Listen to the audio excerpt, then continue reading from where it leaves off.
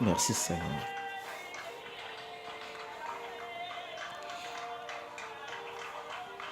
Donc, je disais ça. Donc, cette écriture-là, Ésaïe 9,5, fils qui est né, fils qui est donné.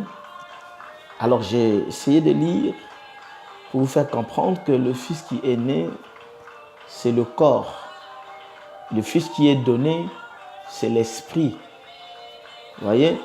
Donc, le corps et l'esprit qui a été créé dans l'éternité, qu'on appelle le Logos, qu'on appelle le Oint, qu'on appelle le Fils, qu'on appelle la parole. Donc j'ai dit la première forme de Dieu qu'il avait pris, quittant l'état de l'esprit, il devient ce qu'on appelle Logos, et sous cette forme Logos, qu'on appelle le Christ, sous cette forme Logos, qu'on appelle le Oint, sous cette forme Logos, qu'on appelle l'onction, sous cette forme de Logos, qu'on appelle la parole. Alors sous cette forme de la parole, nous avons vu lire dans le messager, nous a éclairé sur quelque chose. Vous voyez? Et je dis que c'était la première des choses que Dieu avait créées. Donc Dieu a changé de forme. En Morphée, Dieu change de forme. Et j'ai dit, c'est la seule chose que Dieu change. La Bible dit, Dieu est le même, Dieu ne change pas. Voyez-vous? Mais n'oubliez pas qu'il y a une seule chose qui change en Dieu, c'est la forme. Dieu s'est révélé dans l'Ancien Testament dans une autre forme. Il vient dans le Nouveau Testament, il se révèle dans une autre forme. Et il est venu dans les derniers jours sous une autre forme. Voyez-vous? Donc j'ai dit, la seule chose qui change en Dieu, ce sont des formes.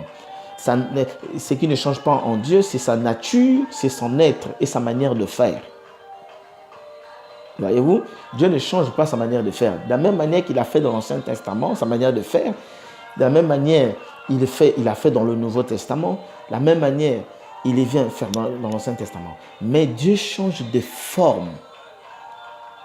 Il quitte l'agneau animal, on vient aux agneaux hommes.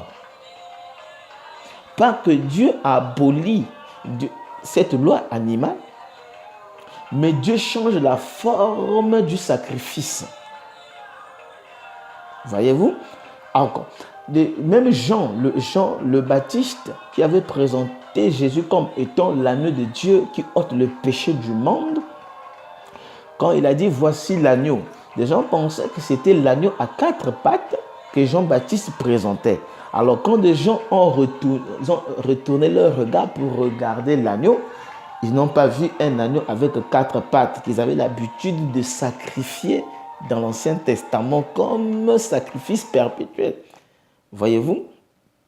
Mais alors, un homme qui marchait. Voyez? Quelques jours après, les pharisiens l'ont interrogé. Oh, mais Jean le Baptiste, mais qu'est-ce qui se passe? Les êtres humains sont maintenant des agneaux. Parce que Dieu voyait en Jésus le sacrifice. Dieu le Père était venu sur la forme du Fils pour être sacrifié.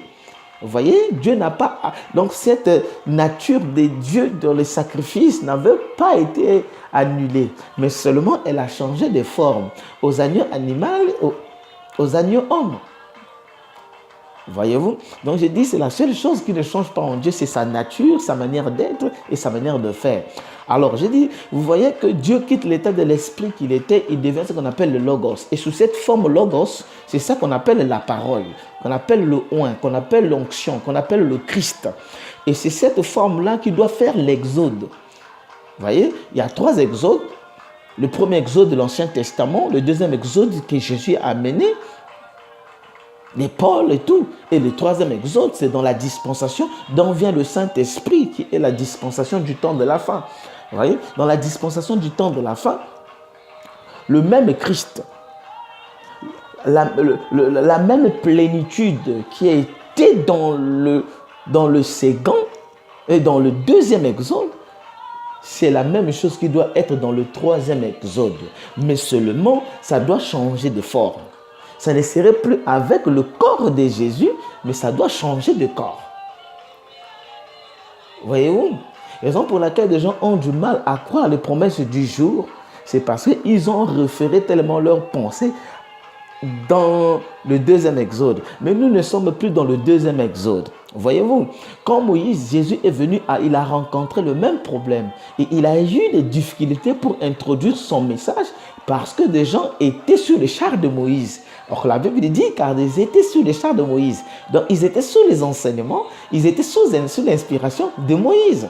Et Jésus a eu du mal pour introduire sa parole. La raison pour laquelle Jésus devait d'abord prendre la loi de Moïse, leur montrer, car Moïse a dit, moi aussi je dis. En fait, Jésus était en train de faire entrer son message. Donc, ça a toujours été ainsi. Alors, quand le messager prophète du dernier jour viendra aussi, il doit prendre le message de Jésus pour introduire son message. Mais c'est normal. Car il est écrit, car le testament, dans Hébreu, car le testament est valable après la mort du testateur. Tant que le testateur vit, son testament n'est pas valable. Mais quand la mort du testateur fut constatée, alors on écrit le testament et rentre en vigueur. Vous voyez? Donc le deuxième exode, quand Moïse est parti jusqu'à Jésus vient, il lui introduit ce qu'on appelle le deuxième exode. Et dans le deuxième exode, il nous a donné le résultat du christianisme. Et dans ce résultat du christianisme, nous avançons et nous sommes arrivés au temps de la fin. Donc Jésus lui-même a dit, je vous enverrai le consolateur, je vous enverrai le Saint-Esprit. Or que le Saint-Esprit vient non pas dans la dispensation du deuxième exode, mais le Saint-Esprit vient dans la dispensation pour conduire le troisième exode. Raison pour laquelle, quand vous allez lire dans le livre de Malachie 4, il dit, souvenez-vous à la loi de mon serviteur Moïse, auquel j'ai prescrit en Horeb, pour tout Israël, les ordonnances, les préceptes et les ordonnances. Je vous enverrai Élie le prophète. Mais il vous dit, souvenez-vous d'abord de la loi de Moïse. Pourquoi Moïse? Parce que Moïse a conduit ce qu'on appelle le premier exode. Alors Jésus vient conduire le deuxième exode. Le Saint-Esprit est une personne qui doit conduire le troisième exode. Mais pour introduire le troisième exode, on doit se tenir sous les promesses de Jésus-Christ. Jésus est venu pour introduire son message. Il a parlé de Moïse. Moïse a dit, moi aussi j'ai dit. Moïse a dit, moi aussi j'ai dit. Et les œuvres que je fais rendent témoignage de moi. Donc, dans cet esprit, je parlais de Dieu, sous la forme de l'esprit, il devient Logos. Et quand il vient Logos, c'est ça qu'on appelle le Christ. Et c'est le Christ qui est la plénitude de la divinité. Et cette plénitude-là, c'est cette plénitude qui se manifeste dans le troisième exode. Que le Seigneur vraiment vous bénisse. Donc je disais, écoutez ce que dit le messager. Il dit, donc personne n'a vu Dieu ensuite. Nous commençons à voir sa grâce avec des yeux qui peuvent regarder dans le surnaturel. Nous voyons se forme une petite lumière blanche là-bas. Qu'est-ce que c'est? C'est ce qui a été appelé par les lecteurs de la Bible le Logos. Donc Dieu quitte l'état de l'esprit. Et la première forme que Dieu prend, c'est cette forme-là qu'on appelle le Logos. Alors, quand on dit Dieu donne naissance, Dieu crée, Dieu change de forme. Il devient Logos. Il était esprit. C'est pour ça que Dieu dit, créons l'homme à notre image. Parce qu'il était d'abord esprit, l'homme est esprit, et il devient Logos. Et sur cette forme-là, Logos, qu'on appelle le oint, qu'on appelle l'onction, qu'on appelle Christ, qu'on appelle même la parole. Donc la parole n'est pas le verbe, mais la parole était le Logos. La parole était l'onction, la parole était le oint, la parole était le Fils. Le Fils préfiguré. Le Fils. Voyez-vous? Or, Dieu a donné lui-même naissance à ses fils qui existaient même avant qu'il y ait un atome dans l'air. Avant qu'il y ait un atome. Voyez-vous? Voyez-vous?